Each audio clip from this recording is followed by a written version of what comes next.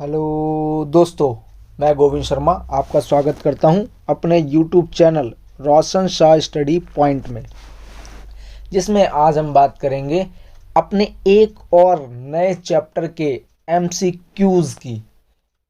इससे पहले मैंने और भी चैप्टर के आपको MCQs कराए हैं और उन सभी की वीडियोस चैनल पर ही उपलब्ध है, आप उन्हें ज़रूर देख लीजिए।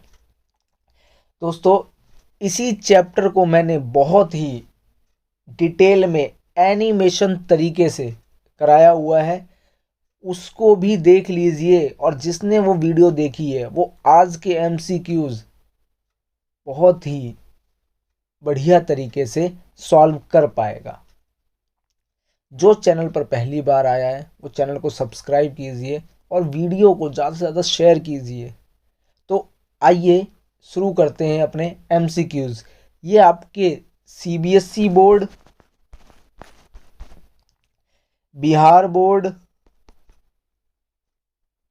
इसके अलावा आप कोई सा भी बोर्ड दे रहे हो, उन सभी बोर्ड के लिए बहुत ही बेहतरीन सीरीज होने वाली है।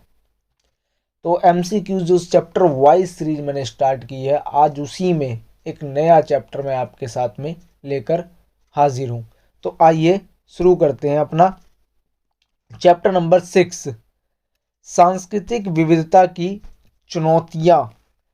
और इसी के जितने भी बेस्ट MCQs हैं वो हम करेंगे और उसी MCQs को मैं बहुत ही डिटेल में कराऊंगा, तो उनके साथ साथ और भी क्वेश्चंस आपके पूरे हो जाएंगे।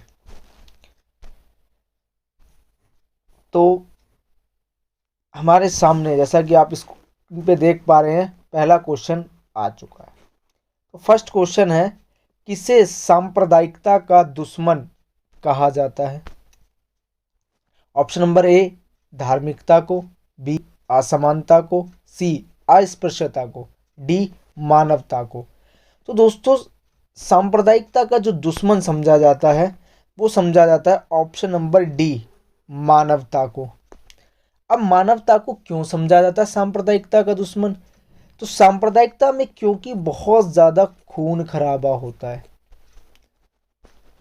अब बहुत ज़्यादा खून खराबा होता है और ये एक आक्रामक विचारधारा है।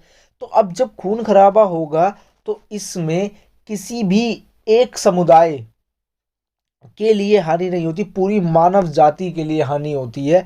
इसीलिए इसको मानवता का दुश्मन समझा जाता है। आई होप आपको समझ में आ गया होगा। बढ़ते हैं अपने नेक्स्ट क्वेश्चन की तरफ कि डॉक्टर भीमराव अंबेडकर द्वारा अपनाया गया धर्म था। डॉक्टर भीमराव अंबेडकर, जिन्हें भारतीय संविधान का शिल्पीकार भी समझा जाता है, तो उन्होंने कौन सा धर्म अपना लिया था? जैन धर्म, बौद्ध धर्म, ईसाई धर्म या मुस्लिम धर्म? तो जो डॉक्टर भीमराव अंबेडकर थे, उन्होंने ऑप्शन नंबर बी बौद्ध धर्म को अपना लिया था बाद में। बढ़ते हैं क्वेश्चन नंबर 3 की तरफ कि संविधान में अल्पसंख्यकों को दिए गए अधिकार किस अनुच्छेद में वर्णित हैं? तो संविधान में अल्पसंख्यकों को अधिकार दिए गए, देखो इसको हम कर सकते हैं एलिमिनेशन मेथड से। अनुच्छेद जो 14 से 18 है वो तो बात करता है समानता की। अनुच्छेद 29 से 30, इसके अलावा ऑप्शन नंबर बी अनुच्छेद 25 से 28, वो बात करता है धार्मिक स्वतंत्रता की।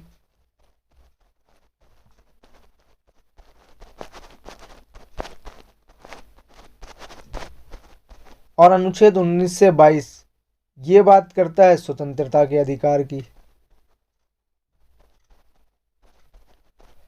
तो हमारे पास में दिखता है सिर्फ ऑप्शन नंबर 1 बी, यानी कि जो बी है, क्योंकि ये सब हमें पता है। तो ये वाला अनुच्छेद जो 29 से 30 है, ये भारत संविधान के अंदर अल्पसंख्यकों के अधिकारों की बात करता है। तो करेक्ट आंसर हो जाएगा ऑप्शन नंबर बी। फिर हमारा क्वेश्चन नंबर 4 कि एक डैश लोकतांत्रिक राज्य के विपरीत होता है। कौन सा इसमें से लोकतांत्रिक राज्य के विपरीत होता है? सत्तावादी राज्य, प्रजातांत्रिक राज्य, संवैधानिक राज्य या उपयुक्त सभी। तो देखो संवैधानिक राज्य जिसमें संविधान होता है, प्रजातांत्रिक इसको लोकतांत्रिक ही कहते हैं। तो हमारे पास में बच क्या रहा है, तो ऑप्शन नंबर जो ए बच रहा है, यानी कि सत्तावादी राज्य, यही होता है सत्तावादी राज्य। सत्तावादी राज्य जिसको कह सकते हैं कि जिसमें जो सारी पावर होती है वो कहीं ना कहीं जो भी उस देश का मुखिया होता है वो अपने पास में रख लेता है। यहाँ पर लोगों के पास की जितनी भी स्वतंत्रताएं होती हैं उनको निलंबित कर दिया जाता है। तो ये लोकतांत्रिक मूल्यों के तो विपरीत होता है, उसके उल्टा होता है, इसीलिए इसका करेक्ट आंसर हो जाएगा सत्तावादी राज्य। फिर है क्वेश्चन नंबर 5 हमारा, सांस्कृतिक विविधता का उदाहरण है। कौन सा है सांस्कृतिक विविधता? सऊदी अरब, बी चीन, ब्रिटेन, भारत। तो देखो सांस्कृतिक विविधता यानी कि जिसमें बहुत सारी विविधता हो, सऊदी अरब में तो नहीं है, वहाँ तो क्या होता है जो मुस्लिम्स हैं वो ज़्यादा है। चीन के अंदर अपनी चीन कम्युनिटी, ब्रिटेन के अंदर भी सांस्कृतिक विविधता देखने को नहीं मिलती, इसमें बहुत सारे संस्कृति के लोग रह रहे हैं। तो हमारा जो प्यारा भारत है, ऑप्शन नंबर जो डी, इसमें देखने को मिलती है सांस्कृतिक विविधता। कि मैं अक्सर कहता हूँ कि ऐसा कोई धर्म नहीं जो भारत में रहता नहीं। तो इसीलिए इसमें देखो अलग अलग भाषा के लोग, अलग अलग धर्म के लोग, इतने सारे जाति के लोग, सबकी भाषा अलग, सबका खान पान अलग, संस्कृति अलग। तो इसी को कहते हैं सांस्कृतिक विविधता, और ये सिर्फ और सिर्फ भारत में पाई जाती है। क्वेश्चन नंबर 6, सत्तावादी शासन का परिणाम है। देखो अभी ऊपर आया था सत्तावादी शासन क्यों लोकतांत्रिक मूल्यों के विपरीत होता है, तो देखो इसलिए होता है क्योंकि इसमें मौलिक अधिकारों का हनन कर दिया जाता है। बी, सामाजिक आंदोलन की शुरुआत की जाती है। सी, भागीदारी की लहर उत्पन्न हो गई थी क्योंकि सरकार को चेंज करने की बात होती है। फिर इसके लिए इसका आंसर हो जाएगा डी, उपयुक्त सभी इसका करेक्ट आंसर। फिर है क्वेश्चन नंबर 7 कि सांप्रदायिकता एक डैश राजनीतिक विचारधारा धर्म से जुड़ी होती है, कैसी है? ए आक्रामक, बी सहिष्णुता, सी भ्रामक, या उपयुक्त में से कोई नहीं। तो अभी मैंने आपको बताया था सांप्रदायिकता में क्या होता है, बहुत ज़्यादा खून खराबा होता है। तो खून खराबा होता है तो ये कैसी है विचारधारा है? क्या सहिष्णु है? क्या एक दूसरे को सहिष्णु करते हैं? जहाँ सहिष्णुता होगी, एक दूसरे को सहन करने का, वहाँ तो खून खराबा होगा ही नहीं। भ्रामक भी नहीं कह सकते। तो ये कैसी है? एक आक्रामक विचारधारा है। और कैसी है? राजनीतिक आक्रामक विचारधारा है। क्वेश्चन नंबर 8 कि डैश अधिनियम एक ऐसा कानून है जिसके तहत आम नागरिकों को सरकारी अभिलेखों की जानकारी प्राप्त करने का अधिकार दिया गया है। तो कौन सा एक ऐसा अधिनियम था जिससे हम आम नागरिक जो है वो सरकारी जितने भी अभिलेख होते हैं, चाहे हमारा सड़क निर्माण से लेकर क्या क्या खर्च हुआ, वो सबकी जानकारी प्राप्त कर सकते हैं। तो वो कौन सा है? सूचना का अधिकार 2005, सूचना का अधिकार 2006, सूचना का अधिकार 2007, या समानता का अधिकार? तो देखो समानता तो नहीं होगा इसका आंसर सूचना का अधिकार। लेकिन कौन सा? तो सूचना का अधिकार जो आया था हमारा वो 2005 में आया था, जिसको हम RTI भी कह सकते हैं, राइट टू इन्फॉर्मेशन। और ये इसका आंसर हो जाएगा करेक्ट ए ऑप्शन, 2005 में आया था। फिर हमारा क्वेश्चन नंबर 9 कि क्षेत्रवाद डैश तथा डैश पर आधारित होता है। तो क्षेत्रवाद यानी कि जिसमें एक धर्म के लोग, एक भाषा के लोग, वो अपने लिए एक अलग क्षेत्र की मांग करते हैं। तो किस पर है? भाषा तथा रंग रूप? नहीं। जाति तथा लिंग के आधार पर? नहीं। भाषा तथा जाति? नहीं। अभी मैंने आपको बताया है, या तो धार्मिक रूप से या फिर भाषा के रूप से। तो धर्म तथा भाषा पर आधारित होता है क्षेत्रवाद। इसी वजह से भारत के अंदर आप देख सकते होंगे नए नए राज्यों का निर्माण भी हुआ। फिर है क्वेश्चन नंबर 10, भारतीय संविधान का रचयिता व शिल्पकार किसे माना जाता है? तो अभी मैंने आपको इसका आंसर ऊपर ही बताया था, तो इसका आंसर आप मुझे कमेंट बॉक्स में बताएंगे। देखो दोस्त, आपके कमेंट हमें मोटिवेशन देने का काम करते हैं, तो जितना आप रिस्पॉन्स करोगे उतना ही बेहतरीन तरीके से मैं आपके लिए वीडियोस लेकर आता रहूँगा। तो इसका आंसर आप मुझे कमेंट में बताएंगे। और मैंने अगर स्टार्टिंग से अगर आप वीडियो में बने हो तो अभी मैंने ऊपर ही आपको बताया था इसका आंसर। तो क्वेश्चन नंबर बढ़ते हैं 11 की तरफ कि पश्चिमी नजरिया के अंतर्गत राज्य को धर्म से अलग रखना क्या कहलाता है? सांप्रदायिकतावाद, धर्मनिरपेक्षतावाद, या ए और बी दोनों विकल्प या प्रिंसेस कोई नहीं। तो देखो, जो राज्य को धर्म से अलग करना उसको कहते हैं ऑप्शन नंबर बी धर्मनिरपेक्षतावाद। तो ये धर्मनिरपेक्षतावाद दो नजरियों से है। एक पश्चिमी नजरिया तो ये कि धर्म और राज्य दोनों बिल्कुल अलग, दोनों को कोई मतलब नहीं, कि ना ही राज्यों के कार्यों में धर्म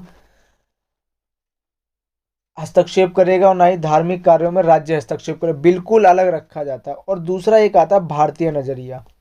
तो भारतीय नजरिया में धर्मनिरपेक्षतावाद तो है, लेकिन उसमें अगर समानता लानी होगी, हमें कहीं पर भी धर्म असमानता कर रहा होगा, तो फिर उसमें हमारा जो संविधान है वो समानता लाने के लिए हस्तक्षेप कर सकता है। तो इसीलिए जो पश्चिमी नजरिया है वो तो धर्म को बिल्कुल ही राजनीति से अलग रखता है, राज्यों को बिल्कुल अलग रखता है। तो आंसर इसका हो जाएगा बी धर्मनिरपेक्षतावाद। पढ़ते हैं क्वेश्चन नंबर 12 की तरफ, कि छत्तीसगढ़, उत्तराखंड व झारखंड राज्य कब बनाए गए। तो अभी मैंने आपको बताया था क्यों बनाए गए राज्य, क्योंकि ये क्या होता है, क्षेत्रवाद का एक कहीं ना कहीं उदाहरण है। और क्षेत्रवाद का उदाहरण तो किस पर आधारित होगा, या तो भाषा पर या फिर धर्म पर। तो अब ये तीनों बने, छत्तीसगढ़, उत्तराखंड व झारखंड राज्य। तो ये पूछा गया कब बनाए गए, तो ये बनाए गए थे सन 2000 में। अब ये भी जरा देख लो कि यहाँ से छत्तीसगढ़ किससे अलग होकर बना था। इसलिए मैं कहता, देखो क्वेश्चन मत काउंटिंग करो, मैं आपको क्वेश्चन के अंदर बहुत ही अलग अलग जानकारी भी देता रहता, तो इससे अपने आप ही बहुत सारे क्वेश्चन अपने आप ही सॉल्व हो जाते हैं। ये सब एक एक नंबर के क्वेश्चन बन जाएंगे। छत्तीसगढ़ किससे अलग हुआ था, तो छत्तीसगढ़ मध्य प्रदेश से अलग हुआ था। उत्तराखंड किससे अलग हुआ था, उत्तराखंड जो अलग हुआ था वो हुआ था यूपी से, उत्तर प्रदेश से। इसके अलावा झारखंड किससे अलग हुआ, तो झारखंड अलग हुआ था बिहार से। और कब अलग हुए, सारे के सारे तीनों राज्य 2000 में अलग हुए।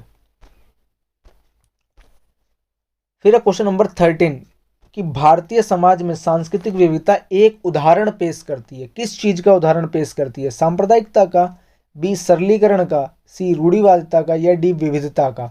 तो देखो, सांस्कृतिक विविधता है तो विविधता ऑप्शन नहीं होगा। इसके अलावा क्या सांस्कृतिक विविधता सांप्रदायिकता का उदाहरण पेश करती है, तो ये तो नहीं, ये तो खून खराबे से होता है। क्या रूढ़िवादिता, क्या हम एक रूढ़िवादिता ही बना लेते हैं कि सांस्कृतिक विविधता है, नहीं। तो ये किसका उदाहरण पेश करती है, सरलीकरण का करती है। आप देख लो कि कितने आराम से सभी धर्म सभी भाषा के लोग रह रहे हैं, एक दूसरे के धर्म का एक दूसरे की भाषा का सम्मान किया जाता है। तो ये सब कैसे हो पा रहा है, तो ये सरलीकरण का एक उदाहरण पेश करती है भारतीय सांस्कृतिक विविधता। फिर हमारा क्वेश्चन नंबर 14, कि विविधता शब्द असमानता की जगह डैश पर बल देता है, ए अंतर पर, बी चुनौतियों पर, सी विविधता पर, या सरलीकरण पर। तो देखो, विविधता जो शब्द है ये असमानता नहीं है, ये कहीं ना कहीं अंतर है। अंतर बस किसको लेकर है, अपने अपने मूल्यों को लेकर, अपने अपने जितनी भी भाषा है उनको लेकर है, अपने अपने धर्म को लेकर है। तो ये चुनौती भी नहीं है हमारे लिए। तो ये क्या है, विविधता जो शब्द है ये अंतरों पर बल देता है। Option number A correct answer हो जाएगा। फिर है क्वेश्चन नंबर 15, इसमें सही विकल्प चुनना है। 4 विकल्प दे रखे हैं, उसमें से एक कौन सा ठीक है। ऑप्शन नंबर ए, राष्ट्र की व्याख्या करना सरल है परंतु परिभाषित करना कठिन है। बी, राष्ट्र की व्याख्या करना कठिन है परंतु परिभाषित करना सरल है। सी, राष्ट्र की व्याख्या करना कठिन एवं सरल दोनों है परंतु परिभाषित करना बहुत ही ज़्यादा सरल है। डी, राष्ट्र की व्याख्या करना सरल है और परिभाषित करना भी सरल है। तो नहीं, देखो, तो इसके लिए क्या है, ऑप्शन नंबर ए इसका करेक्ट आंसर हो जाएगा। क्योंकि राष्ट्र की व्याख्या करना तो सरल है कि एक राष्ट्र ऐसा होना चाहिए, ये उसके अंदर गुण है, लेकिन उसको हम परिभाषित करना बहुत कठिन है। एक डेफिनेशन में हम उसको नहीं कर सकते हैं। तो इसका जो ऑप्शन नंबर ए है वो करेक्ट हो जाएगा, क्योंकि इसमें राज्य भी है, राष्ट्र भी है और फिर राष्ट्र राज्य भी है। बहुत ही बेहतरीन तरीके से मैंने इस वाले क्वेश्चन को, जब मैंने चैप्टर को कराया था एनिमेशन फॉर्म में, बहुत ही डिटेल में उसको बताया था मैंने आपको कि किस तरीके से है। तो यही है एक, कि हम व्याख्या तो कर सकते हैं सरल तरीके से, लेकिन परिभाषित नहीं कर सकते हम कि किसको हम राज्य बोल दें, किसको हम राष्ट्र बोलें, कैसे राष्ट्र राज्य बोलें। जो डेफिनेशन दे रखी है उसको बहुत ही मुश्किल है परिभाषित करना। इसीलिए इसका option number A correct answer हो जाएगा। फिर है क्वेश्चन नंबर 16, राज्य के लिए मुख्य तत्व क्या है? तो मैंने आपको देख लो, निश्चित भूक्षेत्र, बी सरकार होनी चाहिए, जनसंख्या होनी चाहिए, संप्रभुता होनी चाहिए। बी सरकार, जनसंख्या, धार्मिकता, भूक्षेत्र। सी जनसंख्या, संप्रभुता, जातीयता, सरकार। डी जातीयता, धार्मिकता, जनसंख्या, लैंगिकता। तो देखो, कोई भी राज्य है, ऑप्शन को एलिमिनेशन की मेथड की तरह देखें तो बी में देख रहे हो तो सरकार है, ठीक है। जनसंख्या, धार्मिक नहीं भाई, धार्मिकता तो कैसे भी राज्य के लिए नहीं होगी, क्योंकि अभी बताया कि राज्य का कोई धर्म ही नहीं होता। जनसंख्या है, संप्रभुता, जातीयता नहीं, जातीयता भी नहीं होगी। फिर यहाँ पर देखो जातीयता, धार्मिकता, जहाँ पर भी जातीयता, धार्मिकता तो उसको कलेक्ट कर दो, आंसर हमारा निकल कर आ गया। आंसर क्या निकल कर आ रहा है? ऑप्शन नंबर ए। तो राज्य के लिए मुख्य 4 तत्व माने जाते हैं कि एक निश्चित भूक्षेत्र होना चाहिए, वहाँ पर सरकार होनी चाहिए, सरकार किसके ऊपर रूल करेगी? जनसंख्या के ऊपर।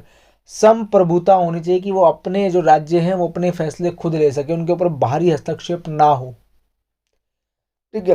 तो ये होनी चाहिए। अब ये संप्रभुता एक बार को भारतीय जो राज्य हैं उनमें ना भी देखने को मिल जाए, बहुत कम देखने को मिले, या फिर कहीं ना कहीं केंद्र सरकार द्वारा हस्तक्षेप कर दिया जाता है ताकि देश की एकता व अखंडता को बनाए रखा जाए, ठीक है। लेकिन जो ये 3 है ये बिल्कुल एक राज्य को निश्चित करते हैं। अगर ये तीनों होंगे, निश्चित भूक्षेत्र, सरकार, जनसंख्या, तो उसको हम वैसे ही राज्यों के लिए एक प्राथमिक बनते हैं। संप्रभुता भी इसका पार्ट होता है, लेकिन भारतीय हस्तक्षेप की बात करूँ, भारतीय संविधान के अनुसार तो इसमें केंद्र ज़्यादा शक्तिशाली कर रखी है, तो राज्यों को वैसे संप्रभुता दे रखी है, लेकिन फिर भी अगर हमें देश की एकता व अखंडता को सुनिश्चित करना होता है तो संप्रभुता पर हस्तक्षेप कर सकते हैं। बाकी आप अमेरिका में देख सकते हो, तो अमेरिका के लिए इसके लिए दोहरी नागरिकता होती है, तो वो दोनों अलग होते हैं, राज्य अलग होता है बिल्कुल, केंद्र अलग है। फिर क्वेश्चन नंबर 7 कि दिल्ली में सिखों के विरुद्ध दंगा कब हुआ था? 1972 में, 1984 में, सी 1998 में, डी 2002 में। तो दिल्ली में जो सिखों के विरुद्ध दंगा हुआ था, जिसको सांप्रदायिक दंगा कह सकते हैं, तो वो हुआ था 1984 में। बढ़ते हैं क्वेश्चन नंबर 18 की तरफ कि सूचना के अधिकार नियम को संसद द्वारा लागू किया गया। यहाँ पर देखो लागू की बात हो रही है, तो ऑप्शन नंबर ए 13 अक्टूबर 2005, बी 13 नवंबर 2005, सी 15 जून 2005, डी 15 जून 2006। तो देखो लागू तो किया गया था 13 अक्टूबर 2005 को, और अगर पूछ लिया जाए कि पारित कब किया गया था, तो पारित किया गया था 15 जून 2005 को। पारित करना यानी कि पास करा देना, तो पास तो करा दिया गया था सूचना के अधिकार को, आरटीआई को 15 जून 2005 को, लेकिन लागू किया गया था 13 अक्टूबर 2005 को। तो इसका करेक्ट आंसर जो है वो है ऑप्शन नंबर ए, 13 अक्टूबर 2005। फिर है क्वेश्चन नंबर 19 कि राज्य एक ऐसा निकाय होता है जो एक विशेष क्षेत्र में विधि सम्मत एकाधिकार का सफलतापूर्वक दावा करता है। यह कथन किसका? ये तो सीधा कथन पूछा है, तो ये किसका है? ऑप्शन नंबर ए, मैक्स वेबर का है ये कथन। इसको डायरेक्ट आपको याद करना पड़ेगा। फिर क्वेश्चन नंबर 20 है कि गुजरात के सांप्रदायिक दंगे कब हुए? तो गुजरात के अंदर जो सांप्रदायिक दंगे हुए थे वो किसके किसके बीच हुए थे? तो वो हुए थे हिंदू और मुसलमान, इनके बीच में हुए थे गुजरात में। ये हुए थे सन 2002 में। ऑप्शन नंबर जो इसका सी है वो करेक्ट आंसर हो जाएगा, 2002 में। गुजरात सांप्रदायिक दंगों को ही गोधरा के दंगे भी बोला जाता है या फिर गोधरा कांड भी बोला जाता है, या फिर इसको हम दंगे भी बोल देते हैं। सांप्रदायिक दंगे थे 2002 में हुए थे।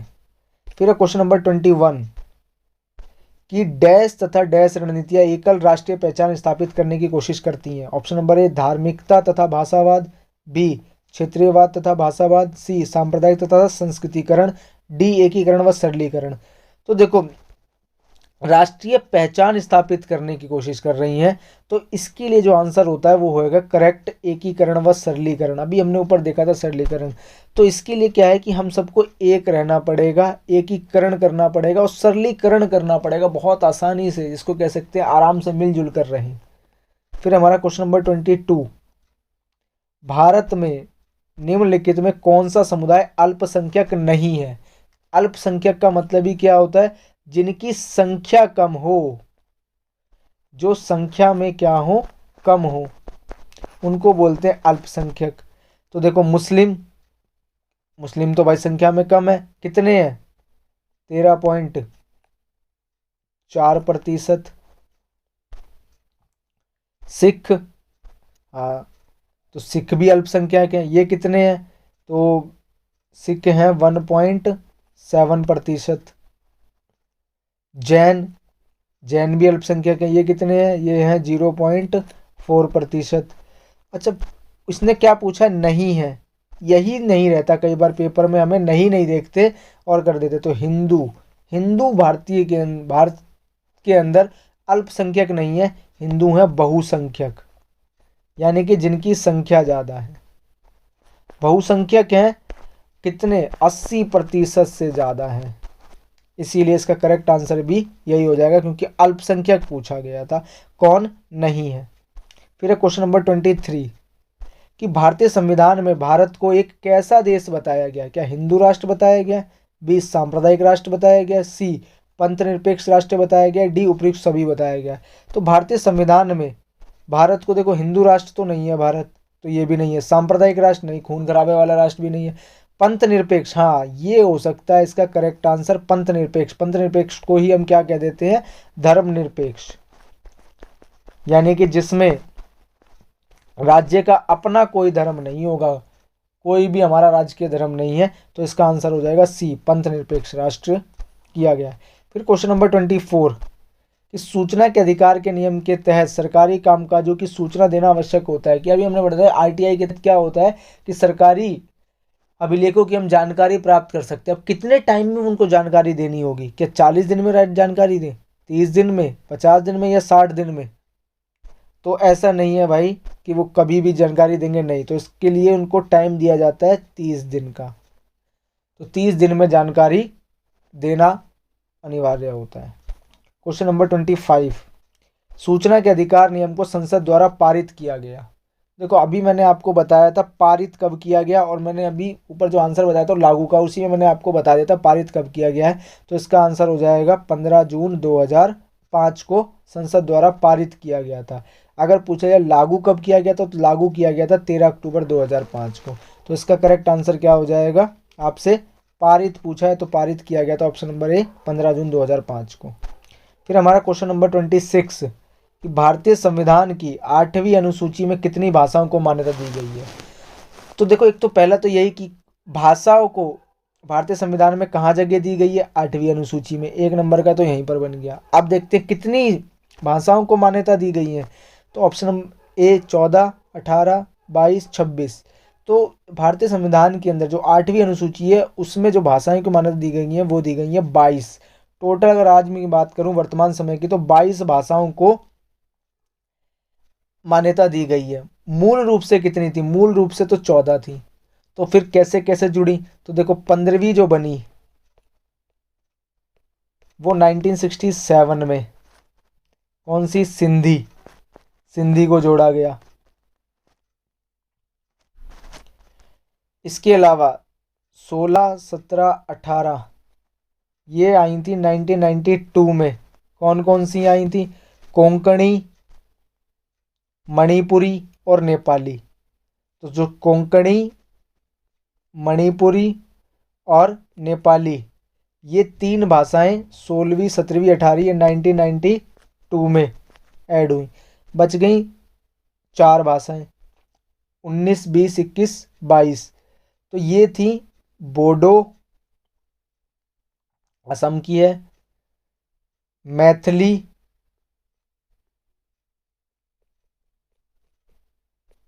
संथाली और एक डोंगरी। तो ये हो गई 19, 20, 21, 22, इस तरीके से 22 भाषाएं हो गई। और इन्हें कब जोड़ा गया था, जो लास्ट की 4 बताई हैं इन्हें जोड़ा गया था भारतीय संविधान की जो 8वीं अनुसूची में 2004 में जोड़ा गया। इस तरीके से 22 भाषाएं हैं। क्वेश्चन नंबर 27 कि सांप्रदायिकता अंग्रेजी भाषा के शब्द डैश से निकला है। तो अंग्रेजी भाषा का कौन सा शब्द है जिसको सांप्रदायिकता निकला है? कम्युनल, कम्युनिटी, कॉमन या सेकुलर? तो अंग्रेजी भाषा का शब्द है ऑप्शन नंबर 1 कम्युनल। कम्युनल से निकला है, जिसका मतलब ही क्या होता है? एक समुदाय होता है, समूह होता है। तो समुदाय समूह होता है, तो इसी को बोलते हैं कम्युनल। इंग्लिश भाषा का कम्युनल शब्द से निकला है। फिर है क्वेश्चन नंबर 28 कि धर्म या भाषा पर आधारित अल्पसंख्यकों को अपनी रुचि की शिक्षा संस्थानों की स्थापना व प्रशासन का अधिकार होगा। तो ये कौन सा अनुच्छेद कहता है? तो अभी मैंने देखो, एक तो अगर एडमिशन का अनुच्छेद 14 तो समानता की बात कर रहा है। अनुच्छेद 21 हमारी शिक्षा के अधिकार की भी बात करता है, निजता के अधिकार की भी बात करता है। अनुच्छेद 25 धार्मिक स्वतंत्रता की बात कर रहा है। तो बचता कौन सा है? अनुच्छेद 30, यानी कि जो इसका अनुच्छेद 30 है, क्योंकि अभी मैंने आपको बताया था अल्पसंख्यकों के अधिकारों के लिए अनुच्छेद 29 और 30 है। तो इसमें देख लो, अनुच्छेद जो 30 है, धर्म या भाषा पर आधारित अपनी रुचि संस्थान स्थापना कर सकते हैं। तो इसका आंसर हो जाएगा ऑप्शन नंबर डी, अनुच्छेद 30। फिर हमारा आज का लास्ट क्वेश्चन कि स्वतंत्रता प्राप्ति के पश्चात प्रारंभ में भारतीय राज्य ने ब्रिटिश व्यवस्था को ही अपना के रखा, जिसके अंतर्गत भारत बड़े बड़े प्रांतों में बटा हुआ था, जिन्हें क्या कहा जाता था? तो जिन्हें कहा जाता था ऑप्शन नंबर ए राज्य, बी प्रांत, सी ब्रिटिश भारत या डी प्रेसिडेंसी। तो देखो, जिस टाइम पर स्वतंत्रता के बाद भी, क्योंकि स्वतंत्रता से पहले भी और स्वतंत्रता के बाद भी, तो जो भारत के राज्य थे उनको क्या कहा जाता था? उनको कहा जाता था प्रेसिडेंसी। तो ऐसी 3 प्रेसिडेंसी थी, कलकत्ता,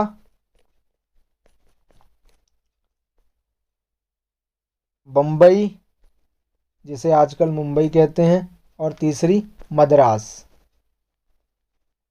मद्रास को आज हम चेन्नई कहते हैं। तो ये 3 प्रेसिडेंसी हुआ करती थी, इसलिए हम राज्यों को प्रेसिडेंसी कहा करते थे।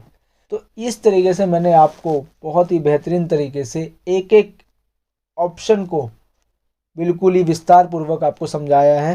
कहने के लिए 29 है, लेकिन अगर इसकी जो अंदर के मैंने आपको बताए हैं तो अगर करेंगे तो इसमें कहीं ना कहीं 50+ क्वेश्चन आपके तैयार कर दिए हैं मैंने। तो दोस्तों, आप मुझे बढ़ाइए, मैं आपके लिए ऐसे ही बेहतरीन तरीके से एमसीक्यूज वीडियोस लेकर आता रहूँगा, और चैनल पर बने रहिए। इसके अलावा मैंने आपको एनिमेटेड फॉर्म में जब बुक 1 है उसको बिल्कुल कंप्लीट कर दिया है। तो दोस्तों, और जो मैंने आपसे क्वेश्चन पूछा है उसका कमेंट बॉक्स में आंसर देना ना भूलें। आपको कौन सा वाला क्वेश्चन पूछा है मैंने, तो उसका आंसर भी आपको ज़रूर देना है कमेंट बॉक्स में। क्वेश्चन नंबर 10 का क्वेश्चन नंबर 10 का आंसर आपको देना है कमेंट बॉक्स में। तो मिलते हैं नेक्स्ट वीडियो में। आज के लिए धन्यवाद।